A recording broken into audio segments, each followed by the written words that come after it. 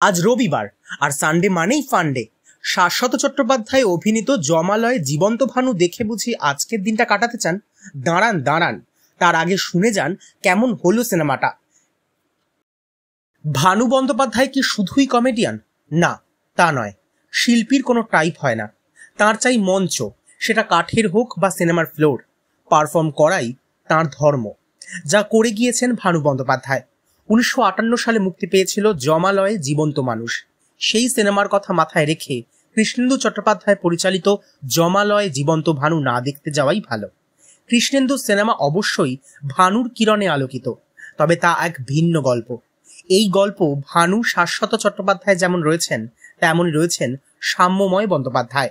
কিংবদন্তি ভানু বন্দ্যোপাধ্যায়ের আসল নাম সাম্যময় বন্দ্যোপাধ্যায়, কথা অনেকেরই জানা। সেই নামই জমালয়ে জীবন্ত ভানু সিনেমায় ব্যবহার করেছেন কৃষ্ণেন্দু, তবে ভিন্ন চরিত্রের জন্য। অম্বরীশ ভট্টাচার্য অভিনীত চরিত্রের নাম সাম্যময়, এবং ঘটনাচক্রে তারও পদবী বন্দ্যোপাধ্যায়। বিজ্ঞানী সাম্যময় এমন এক যন্ত্র আবিষ্কার করেছে যার মাধ্যমে অতীতে যাওয়া সম্ভব। সেই আবিষ্কারের আনুষ্ঠানিক প্রকাশ অনুষ্ঠানের দিনই ঘটে এক দুর্ঘটনা। গাড়ি দুর্ঘটনার শিকার হয় সাম্যময়। যথাসময়ে শার্ট প্যান্ট পরা যমদূত তাকে এসে দৈব এসকেলেটরে করে জমালয়ে নিয়ে যায়। সেখানেই তার দেখা হয় জীবন্ত ভানুর সঙ্গে। এখনো স্বর্গের অপ্সরাদের হাং হাং গুড় গুড় নাচ শিখিয়ে উঠতে পারেনি ভানু, তবে ইন্দ্রকে বুঝিয়ে নিজের বয়স 50 বছরে আটকে রাখতে সক্ষম হয়েছেন। স্বর্গে বাঙালিদের দেখা পেয়েই উচ্ছ্বসিত হয়ে যান ভানু।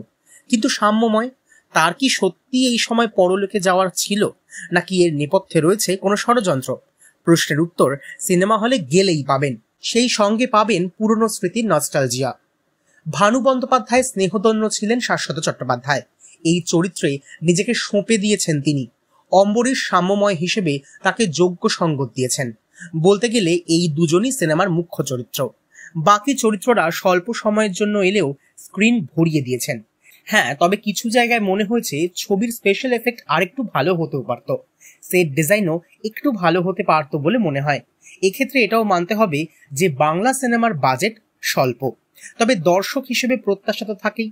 সবশেষে বলা যায় হাস্যরসে সমৃদ্ধ এক সিনেমা উপহার দিয়েছে জমালয়ে জীবন্ত ভানু।